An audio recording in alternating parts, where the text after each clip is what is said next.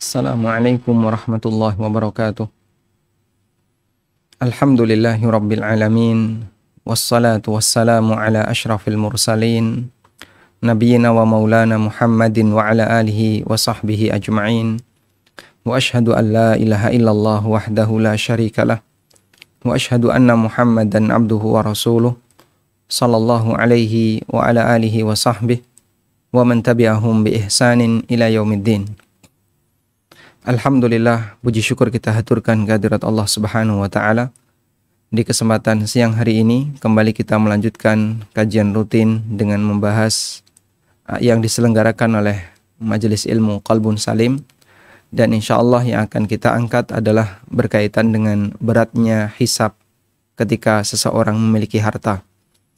Dan pembahasan semacam ini merupakan muqaddimah agar seorang hamba bisa lebih waspada ketika dia mencari penghidupan, ketika dia mencari sumber pendapatan.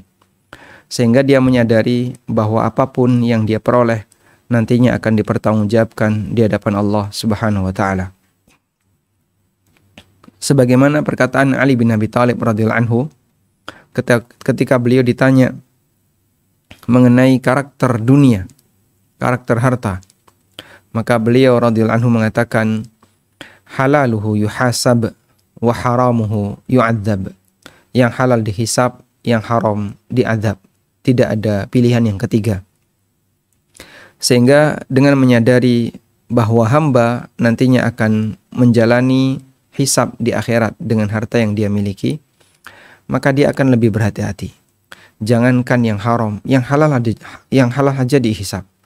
Apalagi ketika seorang mendapatkan harta itu dengan cara yang dilarang. Apalagi ketika orang itu mendapatkan harta dengan cara yang haram, maka dia akan menjumpai pertanggungjawaban yang jauh lebih berat. Baik, dan kita akan membaca beberapa catatan yang sudah saya buat. Insya Allah semoga bisa lebih memudahkan bagi kita untuk belajar. Berkaitan dengan hisab harta. Pertama yang perlu kita pahami bahwa semua harta yang kita miliki pasti akan dihisab. Tidak ada di antara kita yang bebas hisab. Atau tidak ada di antara kita yang bisa menjamin apakah dia nanti akan bisa masuk surga tanpa hisab dan tanpa azab. Meskipun ada di antara umat Nabi SAW yang dijamin masuk surga bighairi hisabin wala azab, tanpa hisab dan tanpa azab. Namun tidak ada satupun manusia yang bisa memastikan apakah dia berada di posisi itu. Karena itu persiapan yang perlu kita lakukan adalah bahwa di depan Anda ada hisab, dan kita perlu membangun kewaspadaan dari sejak sekarang. Disebutkan dalam hadis dari Abu Barzah Al-Aslami radhiyallahu anhu, Nabi SAW bersabda, La tazulu qadama abdin yaumal qiyamah. Kaki seorang hamba gak bakalan geser kelak di hari kiamat, hatta yus'al, sampai dia ditanya oleh Allah Subhanahu wa taala. Ditanya tentang apa? Tentang 4 hal. Yang pertama adalah umur, yang kedua ilmu, yang ketiga harta, dan yang keempat tentang jasad, jism. Kata Nabi SAW, dia tidak akan bergeser kakinya sampai ditanya oleh Allah Ta'ala tentang pertama adalah umurnya. Fima afnah, untuk apa umur itu dihabiskan. Dan bicara umur sama dengan waktu. Sehingga ketika Allah bertanya kepada kita tentang umur, ini kan sama dengan kita akan ditanya oleh Allah tentang waktu. Untuk apa waktu itu kita gunakan? Untuk apa waktu itu kita habiskan? Kemudian yang kedua adalah wa'an ilmihi, tentang ilmu. Fima fa'al, sejauh mana telah dia amalkan. Sehingga kalau orang sudah tahu ini halal, ini haram, ini boleh, ini dilarang, sejauh mana dia mengikuti ilmu yang telah dia ketahui. Selanjutnya adalah tentang harta, wa'an malihi. Ada 2 pintu yang ditanya tentang hartanya. Min ainak tasabah, dari mana dia dapatkan. ditanya tentang asal. Wa fima anfaqah, dan untuk apa dia gunakan, ditanya tentang penggunaan. Sehingga bagi orang yang memiliki harta, dia akan menghadapi dua pertanyaan: dari mana dia dapatkan harta itu, dan bagaimana dia menggunakan harta itu. Karena itu, dalam masalah harta, seorang mukmin tidak boleh hanya sebatas mencukupkan diri dengan yang penting harta saya halal. Ada tugas kedua yang harus dia pastikan. Ketika dia sudah bisa memastikan hartanya halal, tugas yang kedua adalah dia harus memastikan penggunaannya benar. Halal tapi penggunaannya nggak benar, bisa jadi dia gagal yang kedua. Atau ada orang yang penggunaannya benar tapi asalnya dia dapatkan dengan cara yang nggak benar, dia gagal dari yang pertama. Ada banyak sekali orang non-muslim yang dia mendapatkan harta dengan cara yang halal. Dia dapat harta dari berdagang, dari bisnis, dari jual beli, dari jasa, dan dia non-muslim. Lalu dia dapat gaji, dia dapat harta. Tapi kemudian harta itu dia gunakan untuk sesuatu yang dilarang, untuk sesuatu yang haram. Maka dia gagal di posisi yang kedua. Baik. Kemudian harta seperti apakah yang akan dihisab oleh Allah Subhanahu wa taala? Apakah kemudian yang mewah atau yang tidak terpakai, yang tersimpan, yang kita tidak gunakan, kita nggak manfaatin? Kadang orang berpikir begini, kalau kita gunakan kan berarti ini harta yang kita butuhkan, nggak bakalan dihisab. Tunggu dulu. Ternyata yang dihisab tidak hanya harta yang mewah, tidak hanya harta yang berada pada tingkatan kebutuhan tersier atau sekunder, bahkan yang dihisab adalah harta yang primer, yang menjadi kebutuhan pokok, kebutuhan primer bagi setiap hamba. Bahkan makanan yang dikonsumsi oleh seseorang ketika dia sedang dalam kondisi lapar. Orang kelaparan kemudian dia makan. Itu kan makan penuh dengan alasan. Makan penuh dengan alasan itu begini. Dia makan dan dia punya alasan kuat. Kenapa dia makan? Karena saya kelaparan. Saya lapar. Dan orang yang lapar itu berhak untuk makan. Lebih berhak untuk makan orang yang lapar dari sebatas makan hanya tujuan untuk selera. Ada sebagian orang misalnya udah kenyang ya, terus datang duren, masih aja mau makan dia. Habis itu dikasih es krim, masih aja masuk ke mulutnya. Habis itu ngopi, masih aja makan. Sehingga ada sebagian orang yang ketika dia makan itu hampir dia bukan karena alasan butuh, tapi lebih kepada alasan selera. Kalau yang kayak gini kita yakin ya, itu pasti akan dihisab dan dimintai pertanggungjawaban. Udah makan lagi. Sudah punya, masih koleksi, kemudian nambah lagi. Kita yakin yang seperti itu pasti akan dihisab. Terus bagaimana kalau kebutuhan pokok yang paling primer, bahkan makannya sangat beralasan? Jawabannya itu juga nanti akan dihisab. Coba kita lihat hadis berikut ini.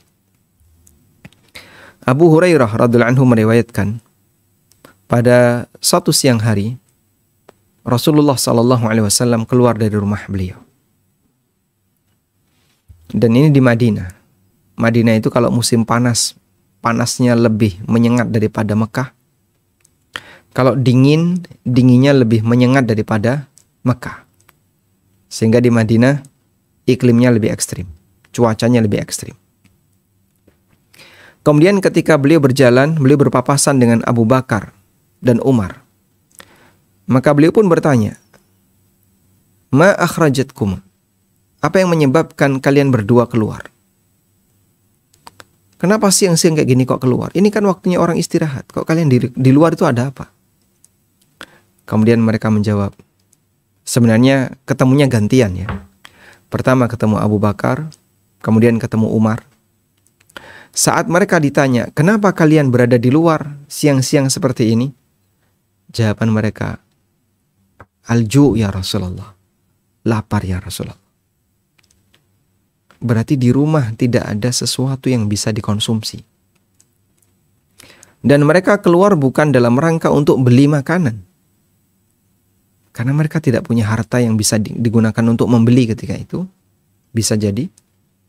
Sehingga mereka keluar, barangkali ada yang ngajak untuk makan. Kemudian Nabi SAW bersabda, demi zat yang jiwaku berada di tangannya. Walladzi nafsi biyadi. Ma akhrajani illa kama akhrajakuma. Demi zat yang jiwaku berada di tangannya. Tidak ada yang membuat aku keluar kecuali sebagaimana yang membuat kamu keluar. Kau keluar karena lapar, aku juga keluar karena lapar. Dan kami sangat yakin ya, mungkin di antara kita nggak ada yang sampai mengalami situasi semacam ini. Maka Abu Bakar dan Umar beranjak bersama beliau. Lalu beliau menemui seseorang di kalangan Ansor. Dalam riwayat yang lain disebutkan itu adalah rumahnya Abu Ayyub Al-Ansari. Yang ternyata ketika itu beliau tidak berada di rumahnya. Tapi ketika istrinya melihat kedatangan beliau dan dua sahabat yang mulia, Abu Bakar dan Umar, maka beliau pun menyambut, sang wanita soleha ini menyambut, marhaban wa ahlan. Kemudian ditanya oleh Nabi SAW, di mana suamimu? Wanita itu menjawab, dia pergi untuk mencari air tawar bagi kami. Hingga sahabat pemilik rumah itu pun datang. Kemudian beliau memandang Rasulullah SAW dan dua rekannya, yaitu Abu Bakar dan Umar, dari kejauhan. Lalu beliau mengatakan, Alhamdulillah, pada hari ini tidak ada manusia yang memiliki tamu yang lebih mulia dibandingkan tamuku. Masya Allah ya. Coba Bapak Ibu bayangin ya. Ketika di rumah kita didatangi oleh ustadz atau tokoh masyarakat yang kita anggap beliau adalah tokoh masyarakat yang sangat layak untuk dimuliakan. Maka pada waktu kita melihat, kita akan sangat bangga. Masya Allah, rumah saya didatangi oleh Ustadz A, Ustadz B. Kita akan sangat senang sekali. Lalu sahabat itu beranjak, kemudian datang lagi sambil membawa standan yang di dalamnya ada kurma basah dan kurma yang sudah dikeringkan. Kemudian disuguhkan, silahkan makan hidangan ini. Dan beliau pun mengambilkan air minum. Nabi SAW berpesan, tak perlu kau memerah air susu. Tapi Masya Allah, sahabat ini malah menyembelih domba. Kemudian dihidangkan kepada mereka, kepada Nabi SAW dan Abu Bakar serta Umar. Mereka semua makan, minum sampai kenyang. Kemudian coba kita lihat di sini ya. Apa yang dikatakan oleh Rasulullah SAW dengan kepada Abu Bakar dan Umar. Beliau mengatakan, Walladzi nafsi biyadi. Walladzi nafsi biyadi. Demi zat yang jiwaku berada di tangannya. Dan ini sumpah yang luar biasa. Karena ketika seseorang mengatakan seperti ini, seolah-olah dia menyatakan, jiwaku ada di tangan Allah dan aku siap nyawaku dicabut kalau aku salah dalam mengatakan seperti ini. Walladzi nafsi biyadih, demi zat yang jiwaku berada di tangannya. La tus'alunna an hadzan na'im yaumal qiyamah. Sungguh kalian akan ditanya tentang kenikmatan ini yaumal qiyamah, besok di hari kiamat. Akhrajakum min buyutikumul ju'. Rasa lapar membuat kalian keluar dari rumah kalian. Tsumma lam tarji'u hatta asabakum hadzan na'im. Kemudian kalian tidak pulang sampai kalian bisa mendapatkan kenikmatan ini. Masya Allah. Anda bisa bayangkan, jika yang seperti ini saja dihisap, apalagi yang lebih dari ini. Yang mungkin kita ketika punya makanan itu bertumpuk-tumpuk bahkan sampai basi. Gak kesentuh sampai jamuran, sampai bubuan, sampai basi. Dan kita tidak menikmatinya, kita tidak memanfaatkannya. maka jelas ya, itu mungkin akan menghadapi hisab yang lebih serius lagi, waliyadzubillah. Sementara yang pokok saja akan dihisab oleh Allah Subhanahu wa taala. Situr khair. Maka Rabbana innaka afuwun tuhibbul afwa fa'fu anna. Ya Allah, Engkau adalah Zat yang Maha Pemaaf dan Engkau menyukai sikap memaafkan. Fa'fu anna, maka ampunilah kami, maafkan kami. Atas kelemahan kami dalam masalah penggunaan harta, dan ketika kami mengumpulkan harta sampai bertumpuk-tumpuk jumlahnya banyak sementara tidak termanfaatkan, bahkan ada yang terbuang sia-sia. Dalam hadis yang lain, ternyata nikmat sehat dan air yang kita konsumsi juga nantinya akan dihisab. Bahkan itu kenikmatan pertama yang akan dihisab di yaumul akhir. Dalam hadis dari Abu Hurairah radhiyallahu anhu, Nabi SAW bersabda, Inna awwala ma yus'alu anhu yaumal qiyamah. Sesungguhnya harta pertama yang akan ditanyakan besok di hari kiamat, yakni al-abda, yaitu terhadap hamba, minan na'im, berupa kenikmatannya, ayyuqala lahu, dia akan ditanya, alam nusihha laka jismak, bukankah aku telah memberikan kesehatan kepadamu? Wa nurwihka minal ma'il barid, bukankah aku telah memberikan kepadamu air yang segar? Hadis riwayat Tirmidzi. Sehingga air yang kita minum ternyata akan dihisab pertama kali oleh Allah Subhanahu wa taala. Hisab pertama kali. Hisab pertama ada 3 di hari akhir. Hisab pertama di akhirat ada 3. Yang pertama yang berkaitan dengan harta adalah air yang diminum. Yang kedua berkaitan dengan amal. Hisab yang pertama adalah salat. Yang ketiga berkaitan dengan interaksi sesama hamba. Hisab yang pertama adalah urusan darah. Kalau sampai ada orang yang menumpahkan darah orang lain, baik sampai pada tingkatan pembunuhan maupun yang lebih ringan dari itu, semuanya nanti akan dihisab yang pertama di yaumil akhir. Nah, berkaitan dengan air minum, yang itu nantinya akan dihisab pertama di yaumil akhir, disebutkan dalam hadis ini. Wa nurwika minal ma'il barid, bukankah aku telah memberikan kamu air yang segar? Jadi kalau air saja nanti akan dihisab, ya, apalagi dengan harta yang jumlahnya lebih banyak, harta yang nantinya akan, yang mungkin kita tumpuk kemudian tidak kita manfaatkan dan tidak kita salurkan untuk orang yang membutuhkan. Karena itu Anda layak merasa heran ketika ada seseorang yang iri kepada orang lain yang lebih kaya, karena berarti dia iri kepada orang yang hisabnya lebih lama. Walau anna idza mitna turikna lakana al-mautu rahatan likulli hayyin. Andaikan setelah mati itu kita dibiarkan, tentu mati adalah kesempatan untuk istirahat bagi siapapun yang hidup. Walakinna idza mitna bu'ithna. Namun ketika kita mati kita akan dibangkitkan. Wa nus'alu ba'daha an kulli syai'.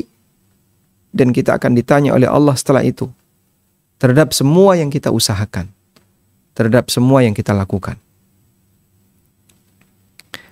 Karena itulah, disebabkan karena manusia menjalani hisab hartanya, maka semakin banyak harta yang dia miliki, semakin lama hisab yang akan dia hadapi. Dan itu berpengaruh kepada peluang dia untuk masuk surga. Siapa yang lebih sedikit hisab hartanya, maka dia bisa masuk surga lebih awal. Dan sebaliknya. Siapa yang hisab hartanya lebih panjang, maka dia akan menjalani penundaan untuk masuk surga lebih lama. Dari situlah yang bisa kita pahami sebagaimana disebutkan dalam hadis riwayat Ahmad, Muslim, Ibnu Hibban dan yang lainnya. Dari Abdullah bin Amr bin As radhiyallahu anhuma, beliau mengatakan, "Inna fuqara al-muhajirin yasbiquna al-aghniya yaumal qiyamah ilal jannah bi arba'ina khalifan." Orang fakir muhajirin, mereka mendahului masuk surga 40 tahun. Mereka mendahului masuk surga 40 tahun sebelum orang kaya besok dari kiamat. Masya Allah. Dalam hadis yang lain dari Abu Hurairah radhiyallahu anhu, Nabi SAW bersabda, "Yadkhulu fuqara'ul muslimin al-jannah." Orang miskin di kalangan kaum muslimin akan masuk surga qabla aghniyaihim, sebelum yang kaya. Binisfi yaumin, selisihnya berapa Pak? Setengah hari. Selisihnya setengah hari. Berapa setengah hari? Wa huwa khamsumi'ati am. 500 tahun. Kok ada yang beda Pak antara redaksi yang pertama dengan yang kedua? Al-Qurtubi menjelaskan sebenarnya tidak saling bertentangan dua hadis ini. Tinggal kita pahami sesuai dengan konteksnya. Kalau bicara persaingan antara muhajirin, maka antara muhajirin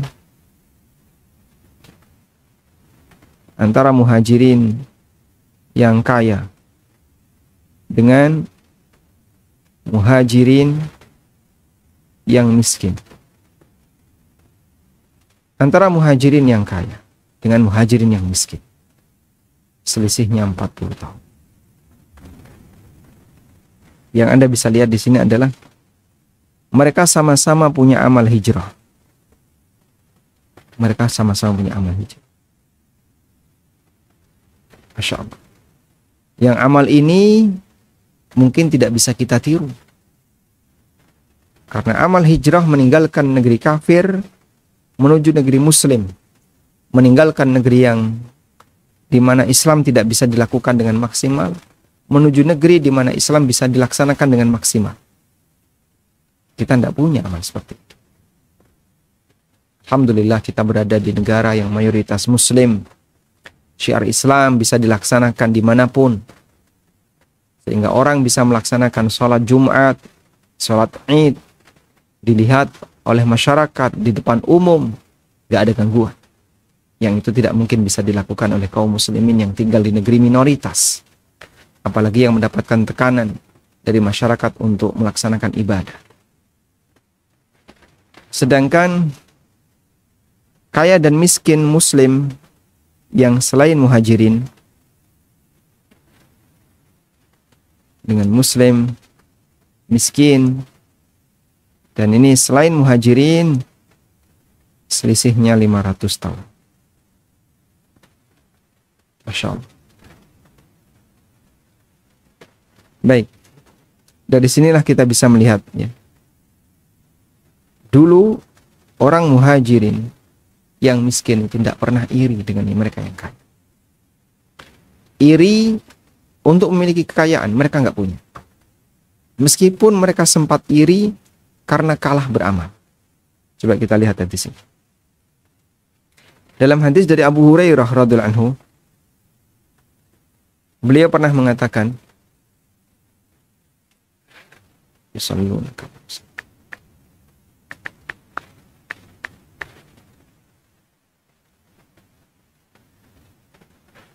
datang sahabat yang miskin ke hadapan Rasulullah sallallahu alaihi wasallam.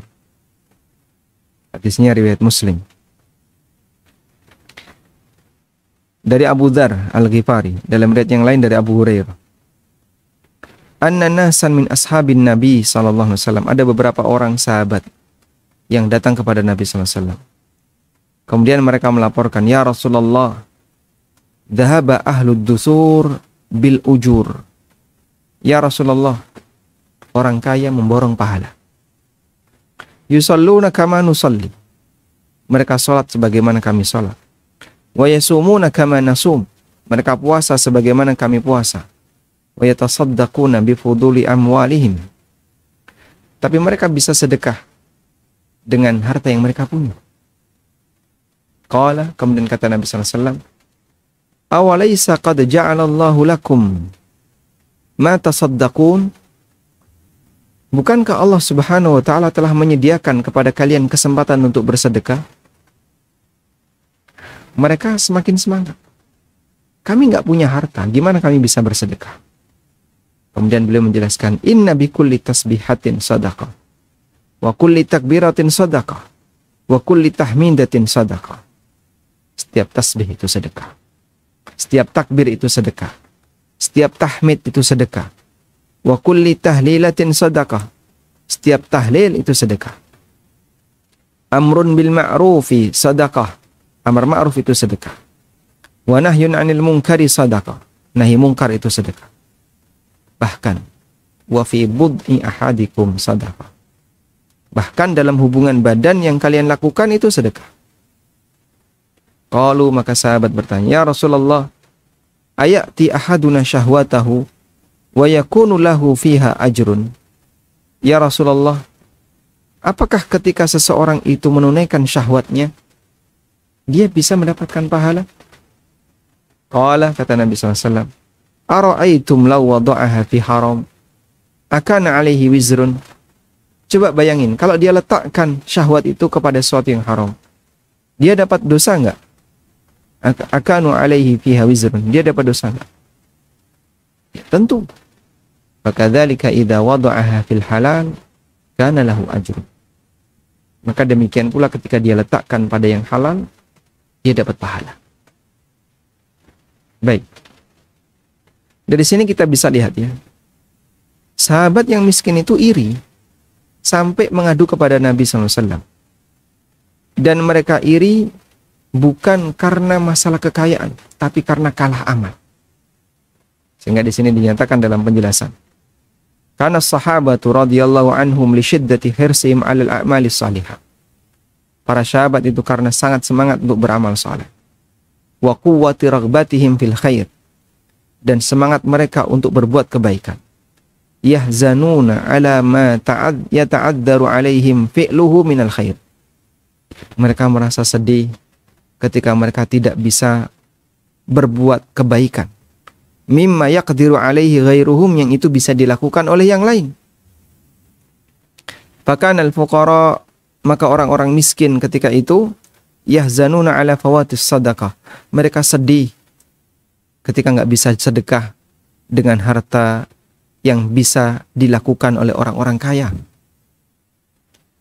Jadi, andaikan fuqara muhajirin, fuqara ansar, orang miskin di kalangan sahabat, hidup di zaman sekarang, lalu lihat ada orang kaya-kaya gitu ya, tapi mereka nggak sedekah, bagi sahabat, saya nggak iri sama mereka.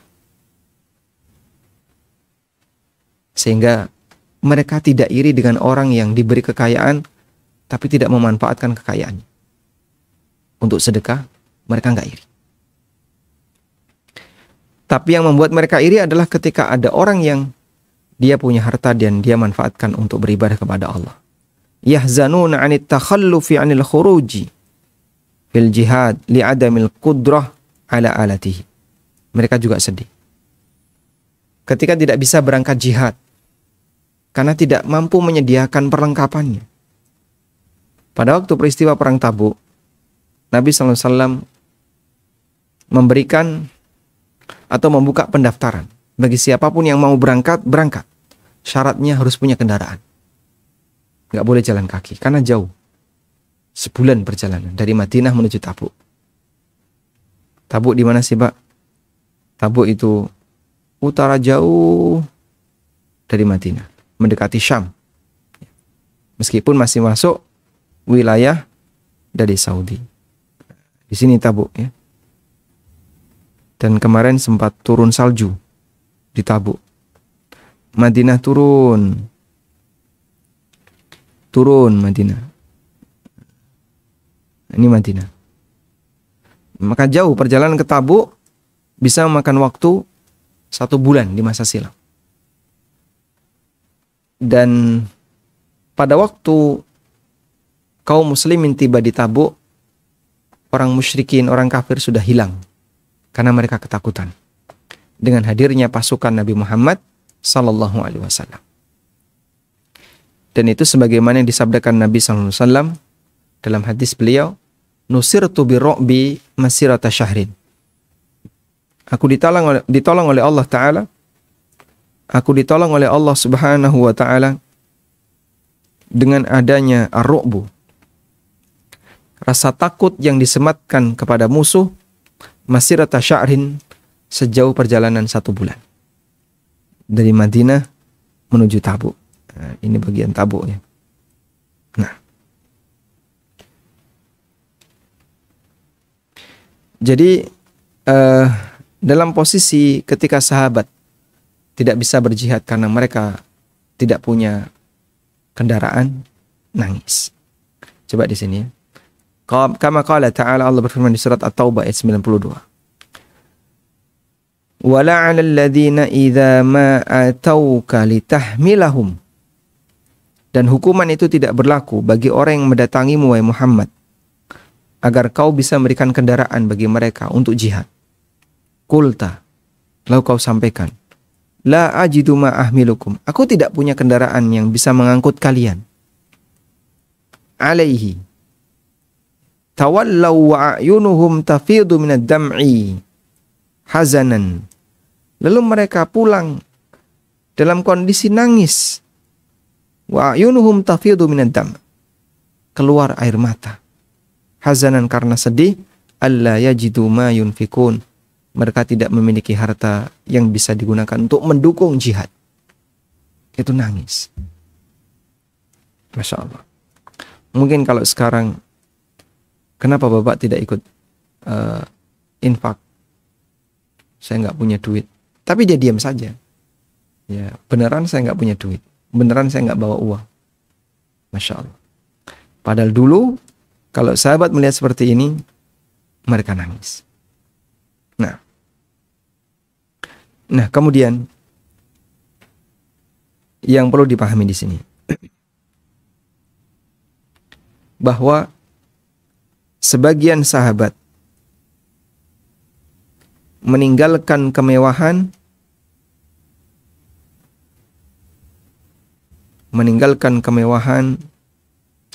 dan harta karena takut mengurangi amal.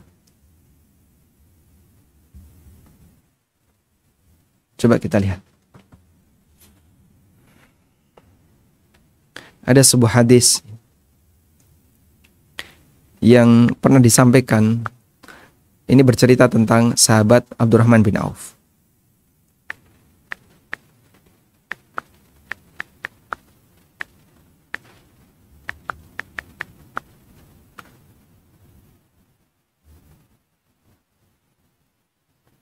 Diceritakan oleh Ibrahim bin Abdurrahman bin Auf, anaknya Abdurrahman bin Auf.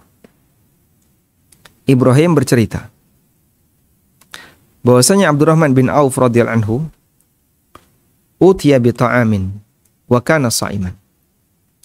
Pada waktu beliau berpuasa, lalu menjelang berbuka, dihidangkan aneka makanan di hadapannya. Kemudian mepet waktu maghrib, menjelang berbuka, beliau nangis. Dan beliau teringat Mus'ab bin Umair radhiyallahu anhu. Lalu beliau mengatakan, qutila Mus'abun ibnu Umair wa huwa khairu minni.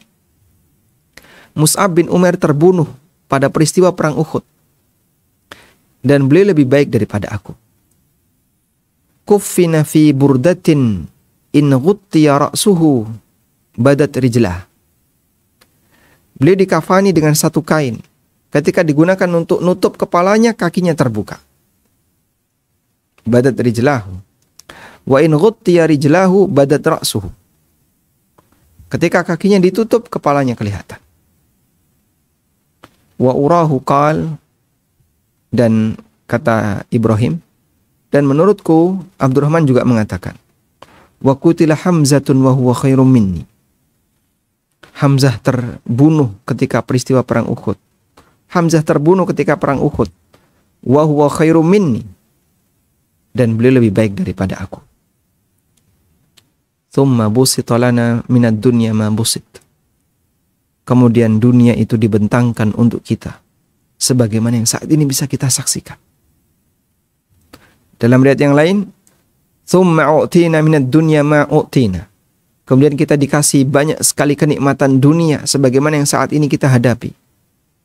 Wa qad khashina an takuna hasanatuna ujjilat lana. Dan aku takut bisa jadi balasan amal kebaikan kita disegerakan di dunia sehingga nanti enggak dapat di akhirat. Tsumma ja'ala yabki hatta taraka ta'am. Lalu beliau menangis dan enggak jadi makan. Ini kalau di zaman kita, ada orang ketika ditawari makanan, entah durian atau makanan-makanan yang lain, minuman-minuman yang enak misal, monggo Pak silakan dimakan. Enggak, saya enggak mau. Silakan dimakan. Enggak, mohon maaf saya enggak. Kenapa Pak? Saya asam urat, saya kolesterol, saya darah tinggi, saya ini, saya ini. Orang di masa sekarang ketika ditawari makanan enak, enggak mau, alasannya kesehatan. Sahabat ketika ditawari makanan enak, enggak mau mengkonsumsi, alasannya akhirat. Siapa yang alasannya lebih tinggi? Sehingga banyak orang ketika ditawari makanan dia nggak mau, tapi alasannya kesehatan. Nggak, saya pantangan yang ini. Misalnya kacang-kacangan dia nggak makan, daging dia kurangi, atau apa dia kurangi, karena dia punya masalah kesehatan A, kesehatan B. Subhanallah. Tapi dulu sahabat, mereka nggak makan karena alasan akhirat. Mungkin kita tidak menjumpai kondisi seperti itu di masa sekarang. Karena itu, Umar bin Khattab radhiyallahu anhu, beliau pernah sengaja meninggalkan makanan tertentu karena khawatir sebagaimana yang dialami oleh Abdurrahman bin Auf. Coba Anda lihat firman Allah di ayat ini. Adhabtum tayyibatikum fi hayatikum dunya. Di surat Al-Ahqaf ayat 20. Allah berfirman, wa yawma yu'radu alladhina kafaru 'alan nari adhabtum tayyibatikum fi hayatikumud dunya wastamta'tum biha. Pada saat orang kafir itu ditampakkan neraka di hadapannya, lalu dikatakan kepada orang kafir itu, adhabtum tayyibatikum fi hayatikumud dunya wastamta'tum biha. Kalian telah memborong semua nikmat kalian ketika hidup di dunia, wastamta'tum biha, dan kalian telah menikmati semuanya. فَالْيَوْمَ تُجْزَوْنَ عَذَابَ الْهُونِ بِمَا كُنْتُمْ تَسْتَكْبِرُونَ فِي الْأَرْضِ بِغَيْرِ الْحَقِّ. Maka pada hari ini kalian akan dibalas dengan adab yang menghinakan, disebabkan kalian bersikap sombong di muka bumi bighairil haqq, tanpa alasan yang benar. Wa bima kuntum tafsuqun, dan disebabkan kalian telah berbuat kefasikan. Coba kita lihat tafsir Ibnu Katsir. Wa qad tawarra'a Amirul Mukminin, kata Ibnu Katsir, Amirul Mukminin Umar bin Khattab radhiyallahu anhu bersikap wara' an katsirin min thayyibatil ma'akil wal masyarib, sehingga beliau tidak mau untuk mengkonsumsi makanan atau minuman yang enak-enak. Wa tanazzaha anha, dan beliau menghindarinya.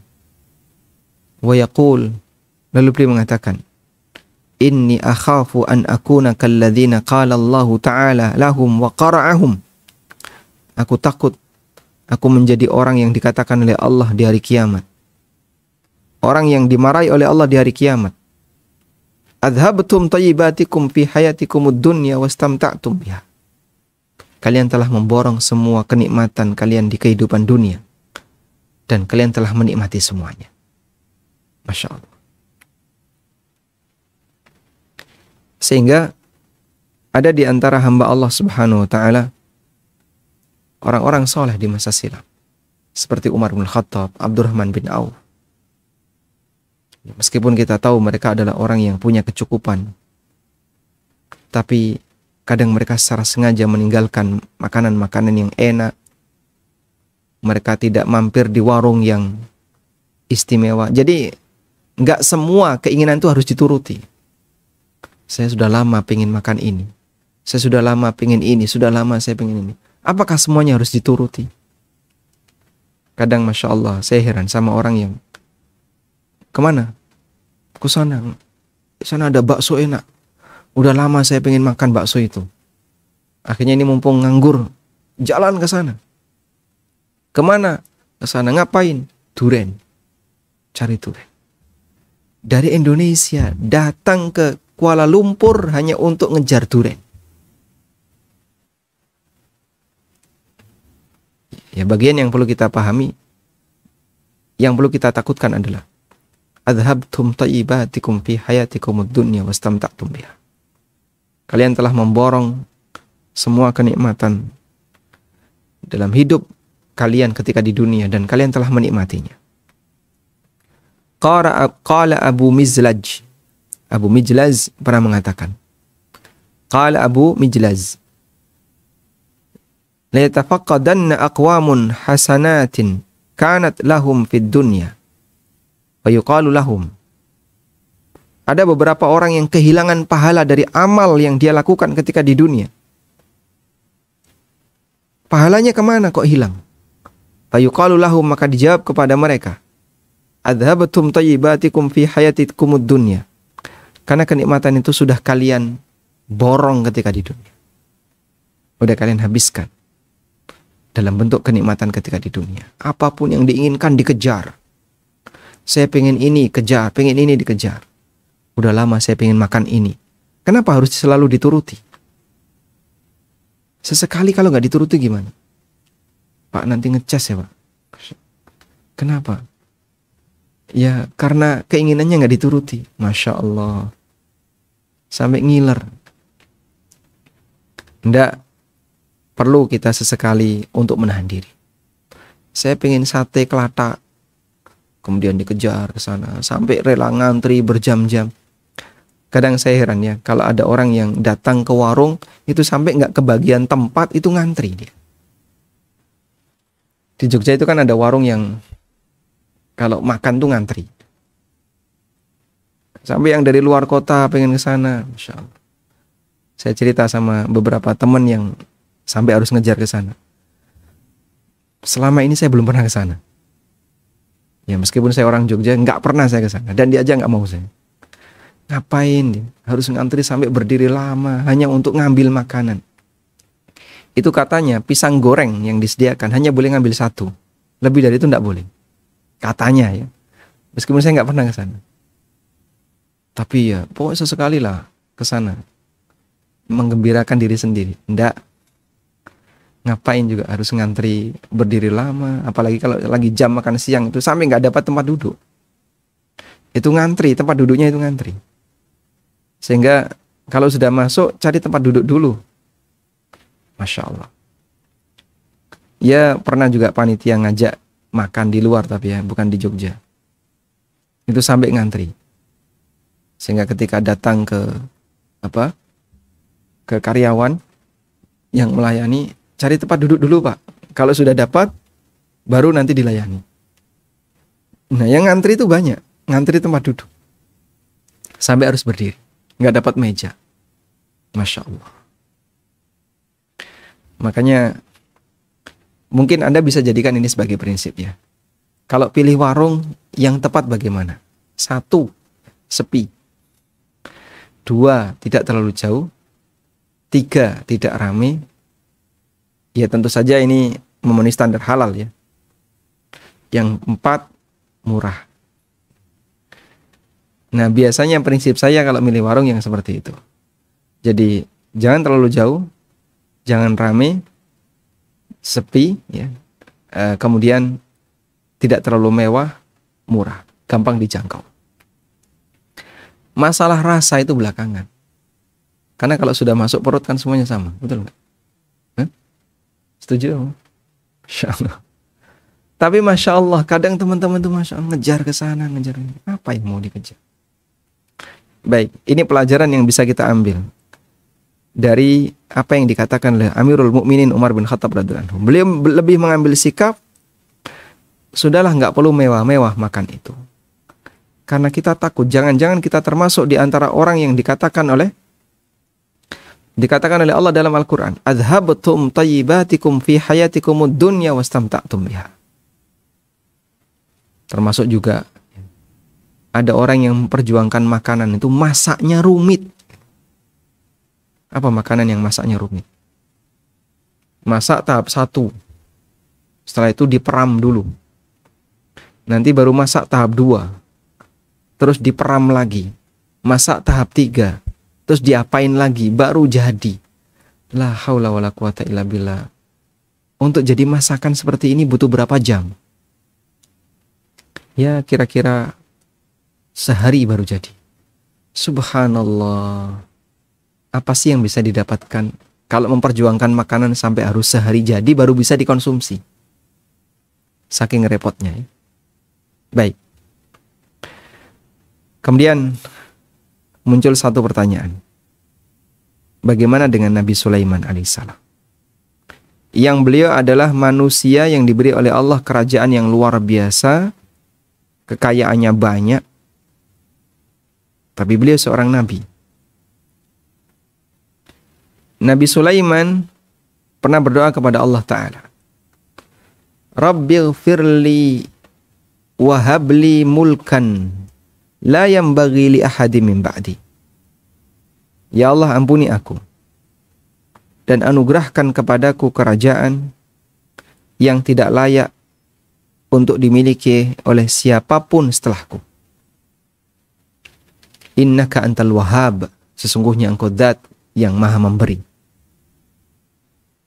Fasakharna lahu rih, maka Allah kabulkan permintaan ini. Sehingga kami tundukkan untuk Sulaiman kendaraan angin. Tajri bi amrihi, yang angin itu bisa menghembus sesuai dengan perintah Sulaiman. Rukha'an haitsu asab, sebagaimana yang beliau kehendaki. Mau berjalan ke timur, angin berjalan ke timur. Ke barat, ke barat. Dan dikatakan dalam ayat yang lain, ghuduwuha syahrun warwahuha syahr. Anginnya Sulaiman itu bisa mengantarkan ke tempat, kalau ditempuh perjalanan di masa silam itu 1 bulan, oleh Sulaiman hanya setengah hari. Ghuduwuha syahrun, di waktu pagi itu sama dengan perjalanan 1 bulan. Warawahuha syahrun, di waktu sore sama dengan perjalanan 1 bulan. Sehingga PP 2 bulan, Sulaiman cukup sehari. Ini angin yang dimiliki oleh Sulaiman. Sehingga Madinah Syam itu sebulan dulu ya. Madinah Syam, PP 2 bulan. Hanya dengan menggunakan kendaraan angin cukup sehari. Wasyayatina kulla banna'in wa ghawwas. Dan setan, ada yang ahli bangunan dan ada yang ahli menyelam. Sehingga setan itu tugasnya berbeda-beda ketika dikuasai oleh Sulaiman. Wa akharina muqarranina fil asfad. Dan setan yang lain ada yang terikat dengan belenggu. Sehingga dia nggak bisa bebas. Karena dia nggak mau nurut, maka dia diikat dengan belenggu. Maka Nabi Muhammad SAW pernah satu ketika beliau mencengkram tangannya pada waktu sholat ke arah depan. Jadi sedekap, tiba-tiba tangan beliau mencengkram sesuatu. Lalu seusai sholat, sahabat bertanya, "Ya Rasulullah, kami melihat sesuatu yang tidak biasanya Anda lakukan. Ada apa?" Kemudian Nabi SAW menyampaikan, baru saja datang jin yang dia mau mengganggu salatku. Akhirnya dicekik oleh Nabi SAW. Kemudian beliau mengatakan, laula da'watu akhi Sulaiman. Andaikan bukan karena doa saudaraku Sulaiman, aku akan ikat jin ini di tiang Madinah, di tiang Masjid Nabawi. Fayal'abu hasibyanul Madinah. Lalu dipermainkan oleh anak-anak Madinah. Jadi kalau jin itu diikat, nanti jadi kelihatan. Tapi Nabi SAW teringat dengan doanya Sulaiman. Maksudnya gimana ini, Pak? Laula da'watu akhi.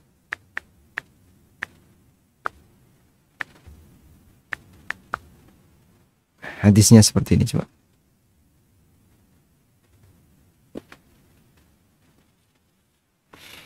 Inna ifritan, hadis riwayat Bukhari ya.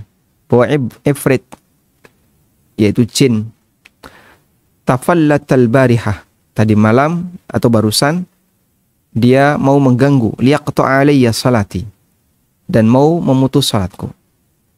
Fa'amkanani Allahu minhu fa'akhadtuhu. Lalu Allah memberikan kuasa kepadaku dan aku berhasil untuk menangkapnya. Fa'aradtu an arbutahu ala sariyatin min sawaril masjid. Dan aku ingin mengikatnya di salah satu tiang masjid.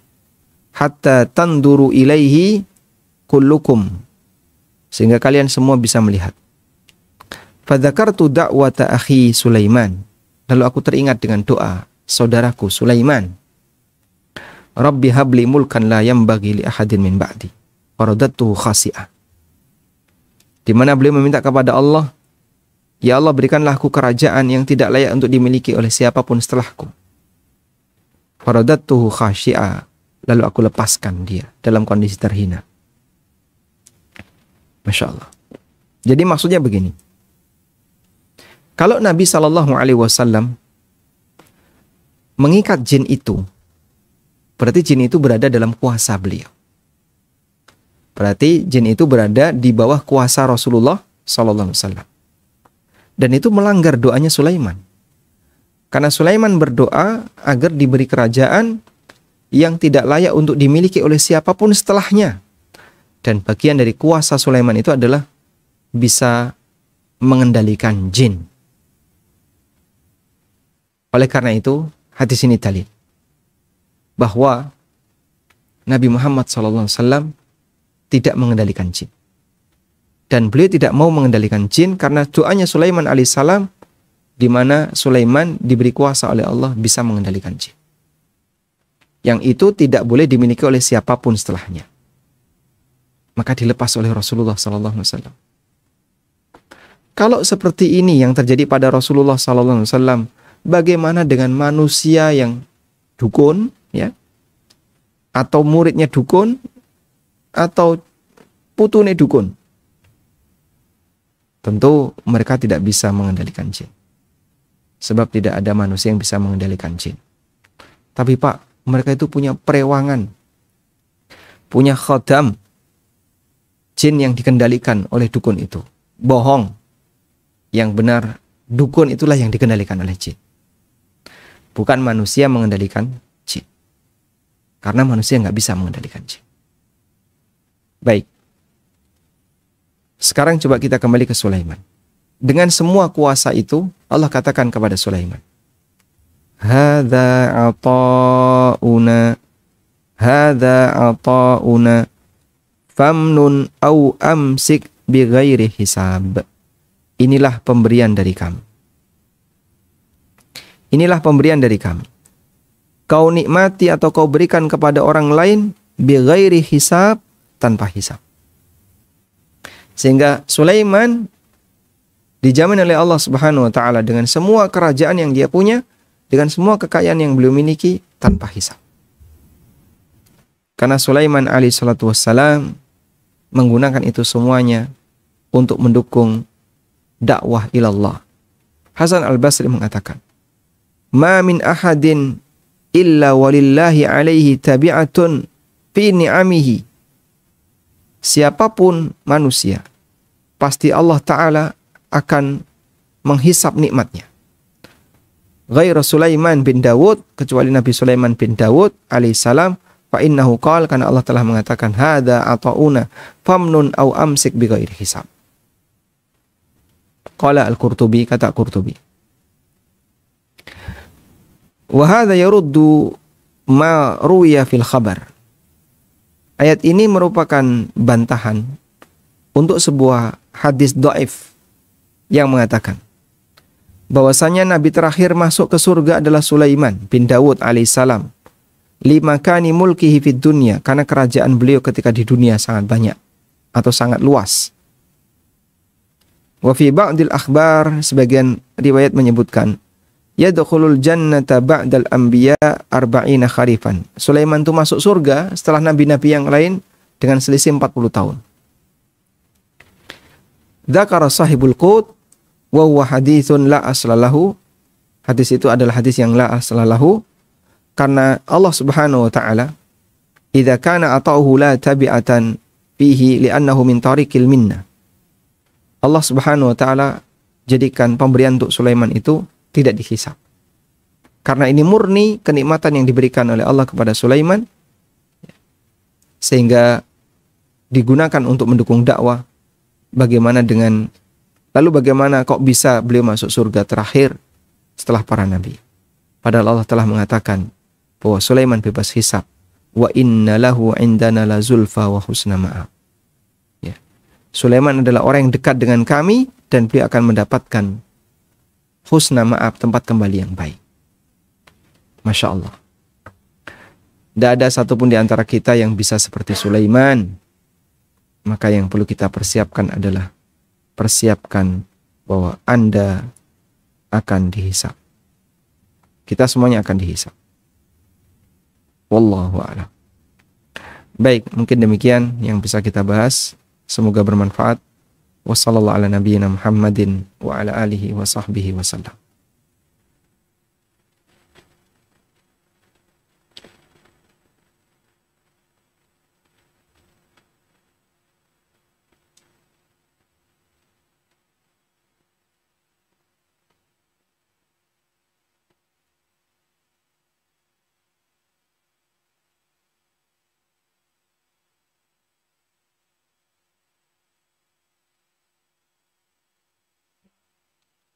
Suara dari sana. Waalaikumsalam Ustadz, apakah jelas? Jelas. Ya. Izin bertanya Ustadz. Bismillahirrahmanirrahim. Membayar zakat adalah wajib dan dokter adalah sebuah profesi. Tapi saya pernah mendengar bahwa zakat profesi tidak wajib. Mohon penjelasannya.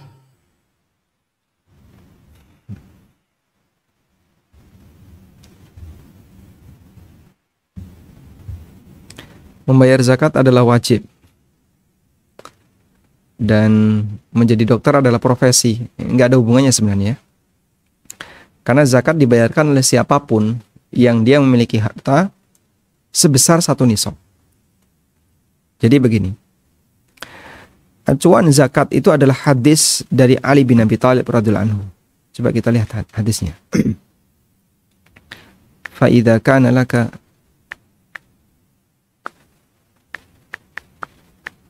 isyra.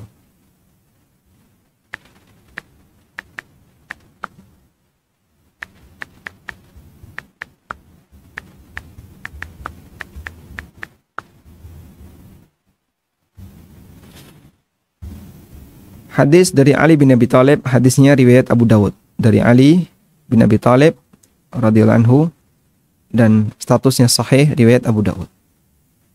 Bagaimana bunyi hadisnya? Nabi SAW mengatakan, فَإِذَا كَانَتْ لَكَ مِئَةَ دِرْهَمٍ وَحَالَ عَلَيْهَا الْحَوْلُ فَفِيهَا 5 دَرَاهِمْ. Kalau kamu punya 200 dirham dan sudah mengendap selama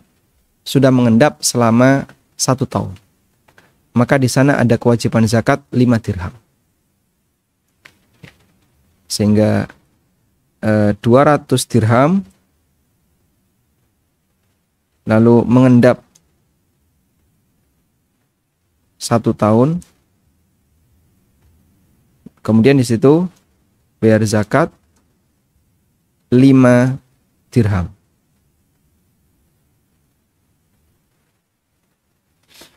Kemudian beliau melanjutkan, walaisa 'alaika syai'un ya'ni fid dhahab, dan kamu tidak punya kewajiban zakat untuk emas hatta yakuna laka 20 dinaron, kecuali kalau kamu punya harta senilai 20 dinar.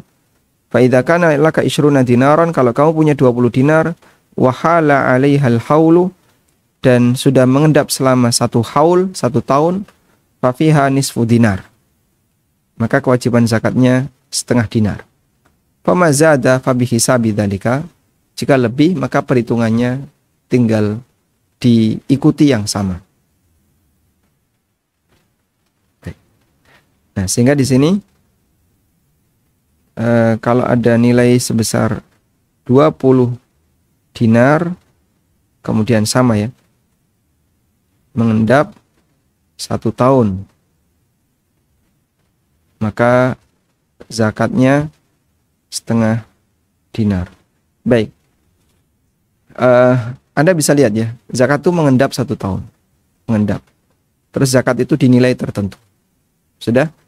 Berarti dari sini kita bisa simpulkan zakat mal itu untuk harta akumulasi. Zakat itu untuk harta akumulasi. Jadi dikumpulin dulu, sudah senilai 1 nisab, baru tunggu 1 tahun, setelah itu dizakati 2,5%. Kalau kemudian begitu dapat dikeluarin, boleh nggak Pak? Kalau Anda belum memiliki tabungan senilai 1 nisab, ulama sepakat batal. Sekarang coba kita lihat di sini.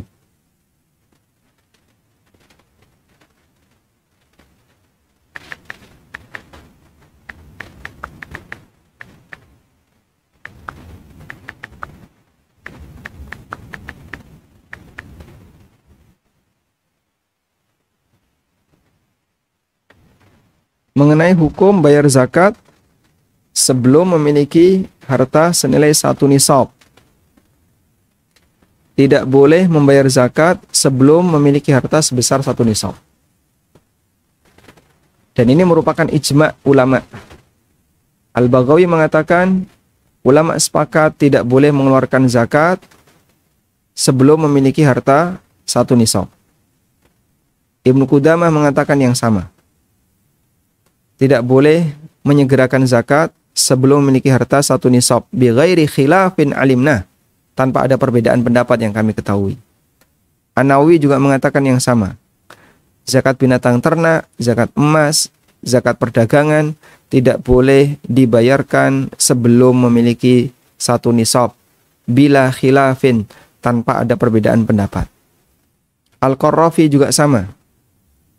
Istama'atil ummah, umat sepakat, alaman it-ta'jil, dilarang untuk bayar zakat qabla kamalin nisab, sebelum memiliki harta 1 nisab. Baik.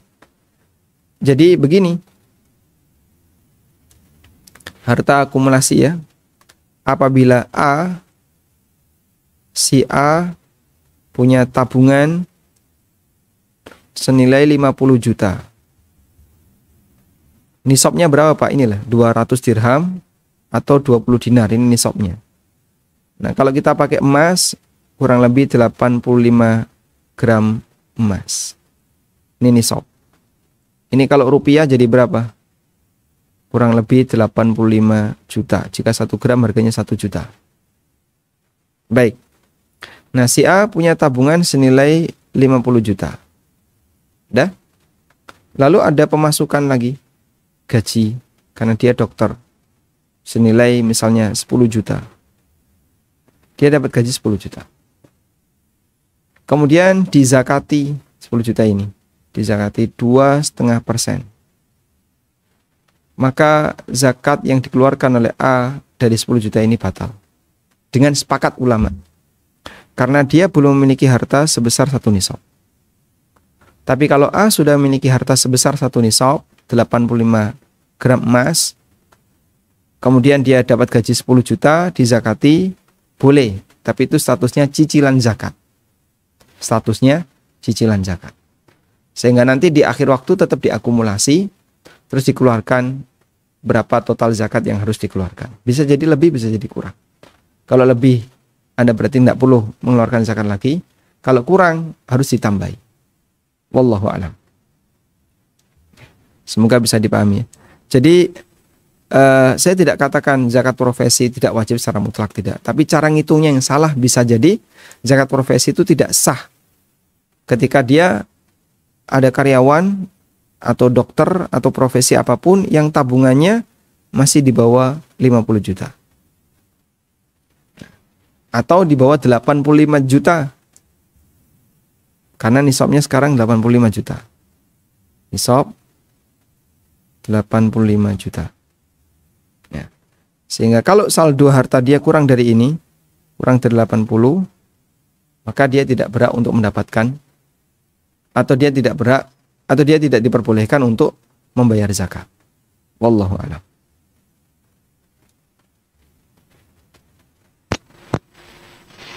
Alhamdulillahirabbil alamin. Untuk selanjutnya kepada Ibu Yani, silakan bertanya secara langsung dengan singkat dan jelas. Naam. Assalamualaikum warahmatullahi wabarakatuh, Ustadz. Waalaikumsalam warahmatullahi wabarakatuh. Semoga Allah senantiasa merahmati Ustadz dan kita semua. Allahumma amin. Amin. Ini mengenai zakat mal juga, Ustadz. Apakah benar zakat mal itu harus dibayarkan di tempat di mana kita punya usaha? Tidak boleh diberikan di luar kota tempat kita punya usaha. Dan apakah benar zakat fitrah itu harus dibayarkan di mana jiwa kita berada saat kita membayarnya? Kemudian zakat mal itu jika seandainya seorang mempunyai uang di tabungan lebih dari 100 juta, tetapi uang itu tidak sekaligus datangnya, apakah semuanya terhitung dalam zakat mal tersebut? Tidak sekaligus datangnya maksudnya? Umpamanya yang pertama di bawah 85 juta, tetapi nanti masuk lagi, tetapi yang masuk berikutnya itu kan belum sampai 1 tahun. Gitu, apakah terhitung semua jumlahnya itu kena zakat mal seandainya dia sudah mencapai 100 juta, tetapi kan uang tadi tidak sekaligus masuknya, jadi belum sampai 1 tahun. Yang sudah sampai 1 tahun mungkin yang 50 juta tadi begitu. Baik. Nah, jazakallahu khairan Ustadz. Assalamualaikum warahmatullahi wabarakatuh. Waalaikumsalam warahmatullahi wabarakatuh. Nah, sekarang coba kita bahas dulu berkaitan dengan tempat menunaikan zakat mal. Nah, di sini kita bacakan keterangan ulama.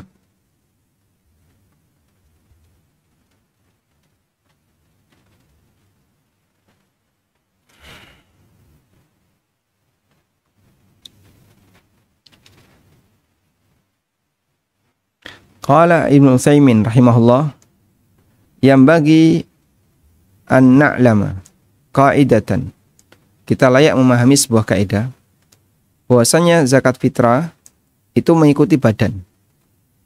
Artinya mengikuti yang mau bayar zakat. Wa zakatul mal tatba'ul mal. Sementara zakat mal itu mengikuti posisi mal. Zakat mal mengikuti posisi harta. Sedangkan zakat fitrah mengikuti posisi badan. Fa illam yakun fi hadzal baladi mustahiqun aw lam tastati ikhraju zakah fihi jazalaka naqluhu. Sekarang boleh enggak pemberiannya dipindah keluar? Misalnya orangnya lagi umroh di Saudi, tapi bayar zakat fitrahnya di Indonesia. Jawabannya, jika kesulitan untuk menjumpai orang miskin di sana, maka boleh bayar zakat fitrah di Indonesia. Ada keterangan dari Dr. Shalih Al-Fauzan, fa'inal fuqaha nassu ala anna mahalla ikhraj zakah wal baladul ladzi fihi al-mal. Para ulama menegaskan bahwa tempat mengeluarkan zakat harta adalah di posisi di mana harta berada. Berdasarkan sabda Nabi SAW, faturaddu ala fuqaraihim. Harta itu diserahkan kepada orang miskin di kampung tersebut. Hadis riwayat Bukhari. Fal baladul ladzi fihi maluka, maka di daerah yang di situ ada hartamu, zakatnya dikeluarkan dan diserahkan kepada orang fakir, orang miskin di negeri itu. Dan boleh memindahkan zakat li ghardin sahih ila baladin akhar, untuk tujuan yang lain, untuk daerah yang lain karena alasan yang dibenarkan. Kama idza lam yakun fil baladi alladhi fihi al-mal fuqara, termasuk juga ketika di daerah tempat perusahaannya itu berada nggak ada orang miskin di situ, maka boleh dipindahkan ke tempat yang lain yang di situ ada orang miskin. Wallahu a'lam. Ini berkaitan dengan masalah tempat menunaikan zakat. Jadi kalau zakat mal ditunaikan di tempat di mana mal berada. Ditunaikan di tempat di mana mal berada. Kalau malnya adanya di Surabaya, ya dia zakati di Surabaya. Dia punya perusahaan di Surabaya, orangnya di Bogor, kan nanti bayar zakatnya di Surabaya. Baik. Ini idealnya, ini bicara ideal. Kemudian zakat fitrah itu mengikuti badan. Sehingga karena sifatnya mengikuti badan, maka dia dibayarkan di tempat di mana orang itu berada saat Idul Fitri. Ini orangnya mudik, Pak. Sehingga dia mau bayar zakatnya gimana? Ya sudah, nanti bayar zakat di tempat dia mudik. Cari fakir miskin yang ada di situ. Wallahu a'lam. Itu yang kami pahami berkaitan dengan masalah tempat. Tapi kalaupun tidak memungkinkan, boleh dipindahkan. Dan sekarang itu yang paling banyak terjadi. Sehingga orang bayar zakat dititip-titipkan. Yayasan-yayasan dititipi. Berharap nanti yayasan ini akan menyalurkan dengan benar. Ya, sah-sah saja. Tapi alangkah lebih baik kalau kemudian zakat itu diserahkan kepada orang miskin di sekitarnya. Wallahu a'lam. Tadi ada yang kelewatnya.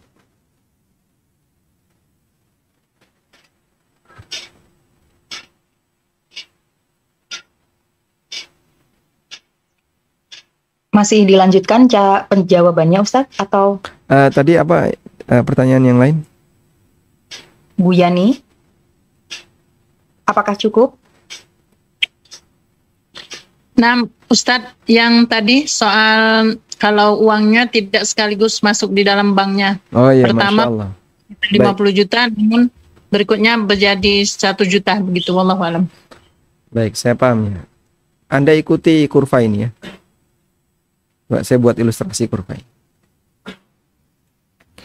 Ini adalah kurva tabungan. Ini batas nisab. Di sini berarti senilai 85 juta batas nisab. Ya?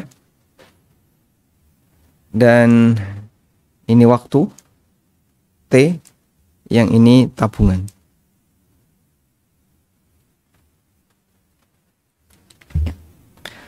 Perjalanan saldo. Kemudian di sini ada banyak bulan ya.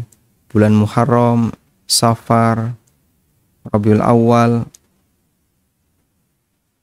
dan seterusnya. Ada banyak bulan di sini. Seseorang ketika memiliki kekayaan itu kan bertingkat. Dari awalnya dimulai dari nol, ya. Kemudian naik terus naik ya, sampai akhirnya menembus nisab. Kemudian naik, dia turun, terus naik, turun lagi, naik nisab, terus naik. Jadi misalnya seperti ini. Maka saat kejadian seperti ini, kapan dia wajib zakat? Dia wajib zakat sejak dihitung ya, sejak dia memiliki harta 1 nisab. Maka di harta ini harus dititeni, harus ditegaskan. Kamu dapat harta senilai 85 juta, itu bulan apa? Ternyata pas Rabiul Awal. Maka Rabiul Awal tahun depan bayar zakat. Di sini Rabiul Awal. Ya. Maka Rabiul Awal tahun depan bayar zakat. Nah, tinggal tarik aja Rabiul Awal tahun depan. Sudah? Nah, dilihat saldonya berapa ini. Ternyata saldonya naik. Dari awalnya di sini, di titik A, sekarang di titik ini, Rabiul Awal, saldonya jadi misalnya 100 juta. Maka dia bayar di sini 100 juta dikurangi 2,5%. 2,5 juta. Inilah zakatnya. Pak, kan ada uang baru yang masuk. Ya, pasti ada uang baru yang masuk. Ini uang baru masuk ini. Apakah dia juga dizakati? Ngikuti yang sebelumnya? Jawabannya iya, karena dia ngikuti. Dan sesuatu yang ngikuti, dia dizakati bersama pokoknya. Anda bisa bayangin ya, kalau kemudian yang baru ini bebas dari zakat, yang baru-baru ini bebas dari zakat, atau zakatnya nanti, maka jadinya orang zakat tiap hari. Hari ini dapat, besok dapat lagi. Ini sudah setahun, yang ini belum. Ya, berarti yang ini zakatnya besok. Mungkin akan seperti itu. Dan itu akan sangat merepotkan. Tapi zakat itu tidak repot. Akumulasi, sudah. Setelah akumulasi berapa? Kalau dia di atas nisab, maka dikeluarkan zakatnya. Wallahu a'lam. Sehingga yang baru dapat juga dihitung. Muharram ya Ustadz ya? Mana? Bukan yang dari awal Muharram itu, bukan ya? Dari titik 0 itu ya? Bukan. Jadi zakatnya dimulai dari titik dia dapat harta 1 nisab. Dari titik A ini ya. Kalau Muharram 0 kan ini nggak mungkin dia zakat karena dia nggak punya harta 1 nisab. Wallahu a'lam. Ini banyak pertanyaan yang harus saya rangkum Ustadz, kurang lebih sama melanjutkan tema itu.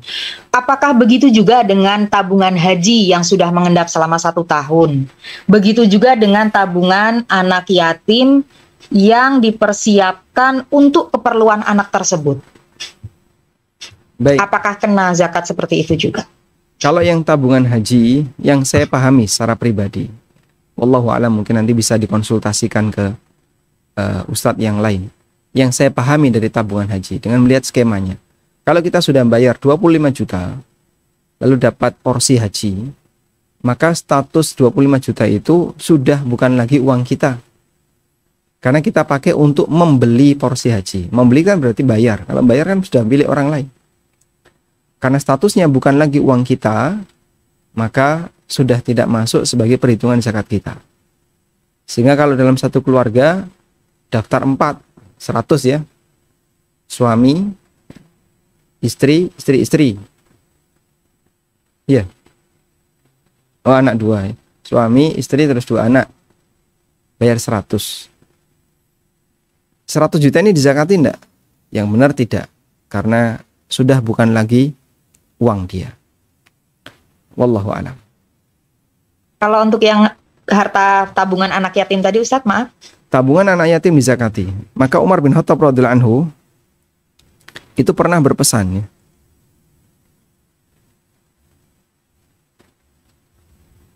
Ini pernah kami sampaikan tentang masalah wakaf.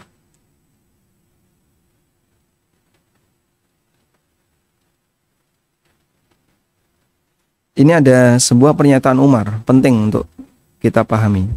Dan saya pernah menemukan artikel ini di sebuah masjid. Dia adalah paper yang ditulis oleh seorang ulama dan beliau mengutip keterangan Umar.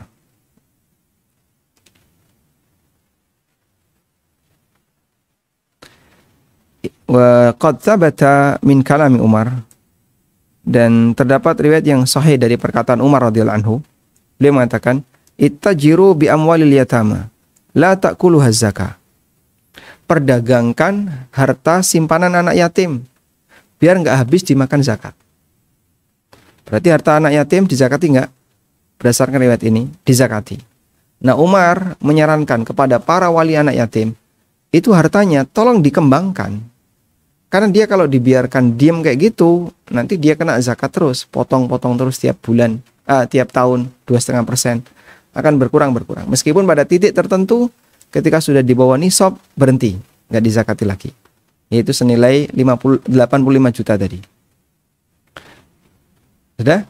Karena itu Umar menyarankan harta anak yatim ini tolong diperdagangkan biar nanti dia bisa menikmati hasil yang lebih maksimal, yang lebih banyak, dan tidak banyak yang digerogoti oleh pembayaran, tidak banyak berkurang oleh pembayaran zakat yang sifatnya berulang.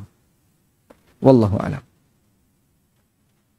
Kalau kita memang memiliki telah harta itu sudah sampai nisab, tapi pas ketika waktunya membayar zakat, ternyata ada yang pinjam Ustadz untuk hutang, apakah tetap dikenakan zakatnya?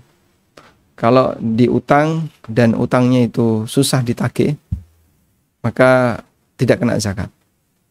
Sebab piutang itu ada dua, ada piutang lancar dan piutang macet. Kalau piutang lancar, itu piutang dari orang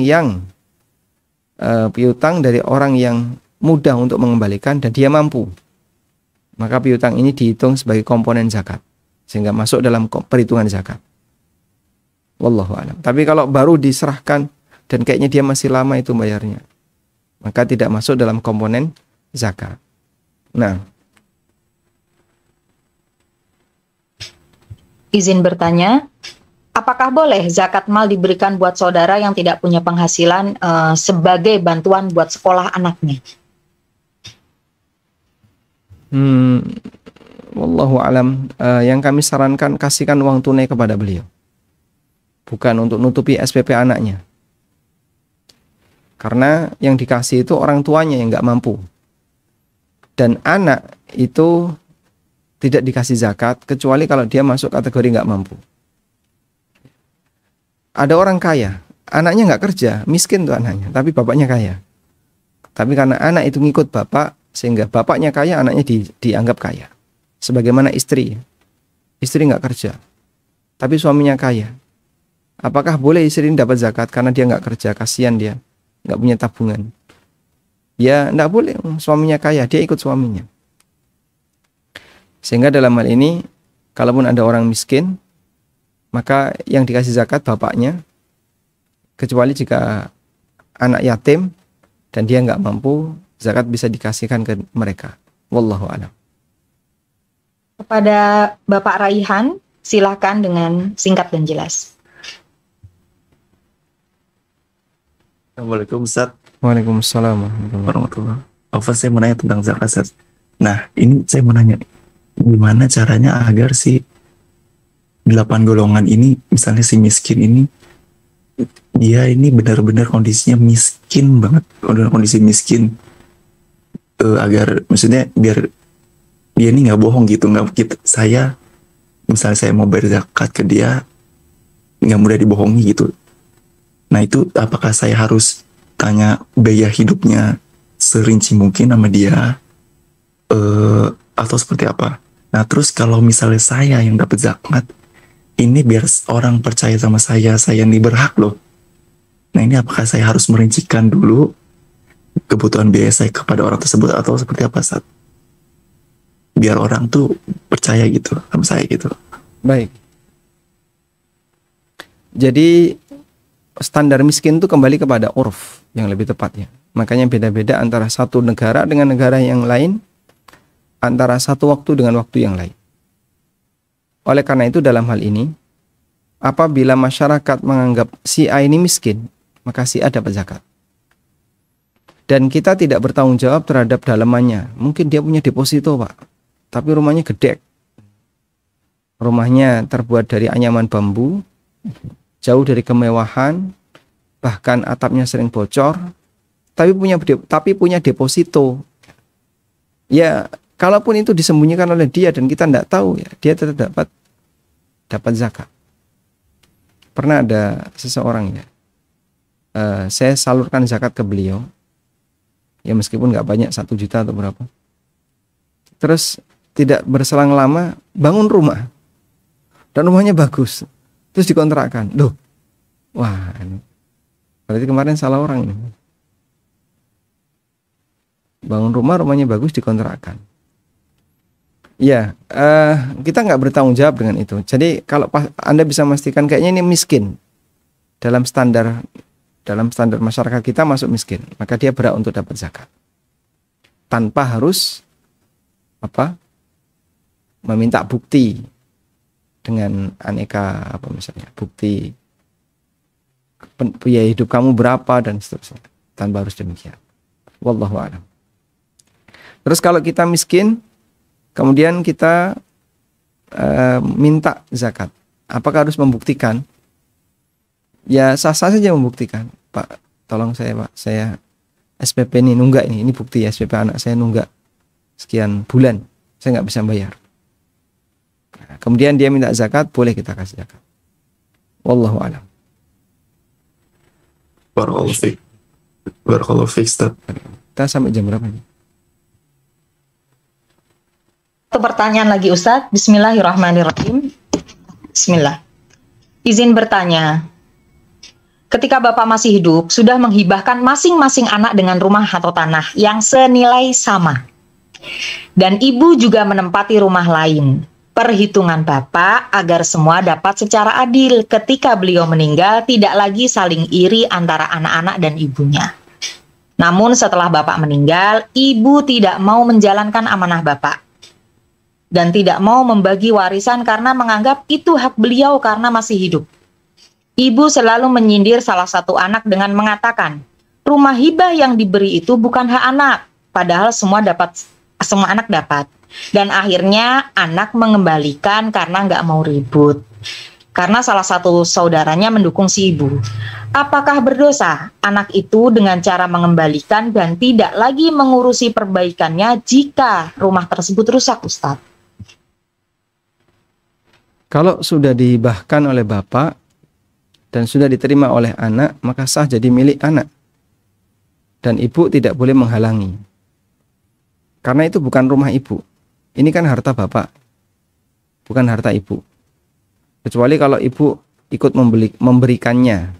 Dulu waktu beli, ibu ikut iuran, bapak juga iuran, terus dipakai beli rumah, dikasihkan ke anak. Nah itu ibu berhak untuk menolak. Karena dia masih punya jatah di situ. Tapi jika sumber dana itu murni dari bapak dan itu sudah dikasihkan ke anak, ya seharusnya ibu jangan menolak. Karena itu bukan hak beliau. Itu sudah menjadi hak milik anak jika hibah itu sudah diserahkan. Jadi kata kuncinya hibah kalau sudah diserahkan nggak bisa ditarik. Tapi kalau belum diserahkan, baru aklamasi secara lisan dan anak belum megang apapun, maka boleh dibatalkan. Nah, dalam hal ini memang anak jadi dilema. Kalau ini penanyanya adalah anak, kami sarankan sebaiknya mengalah. Masa cekcok sama ibu kan tidak pantas ya. Tapi kalau yang bertanya ini ibu, maka kami sarankan bertakwalah kepada Allah. Apa sih manfaatnya gandoli harta itu? Toh tidak semuanya akan dimanfaatkan oleh ibu. Apalagi ini untuk anaknya sendiri. Dan lihat usia, kalau sudah usia segitu 60-an, 70-an, lalu punya rumah banyak mau buat apa? Sehingga biarlah anak yang memanfaatkan jika memang mereka layak untuk memanfaatkannya, dan ibu tidak perlu untuk gandoli untuk menahan, biar rumah itu bisa termanfaatkan dengan baik. Wallahu a'lam. Dan kalau pertanyaannya dosakah ketika dikembalikan, ya tidak berdosa. Bahkan Anda lebih memilih menghindari sengketa daripada harus bersengketa. Wallahu a'lam. Baik. Alhamdulillahirabbil alamin. Mohon dipimpin doa penutup oleh Ustaz. Demikian yang bisa kita sampaikan. Semoga Allah Subhanahu wa taala memberikan kita hisab yang ringan ketika di yaumil akhir. Allahumma hasibna hisaban yasira. Ya Allah, berikanlah hisab kepada kami, hisab yang ringan. Baik berkaitan dengan harta kami, maupun yang berkaitan dengan muamalah kami, dan amal perbuatan kami. Wa sallallahu ala nabiyyina Muhammadin wa ala alihi wa sahbihi wa sallam. Wa akhiru da'wana alhamdulillahi rabbil alamin. Subhanakallahumma wa bihamdika asyhadu an la ilaha illa anta astaghfiruka wa atubu ilaik. Wassalamualaikum warahmatullahi wabarakatuh.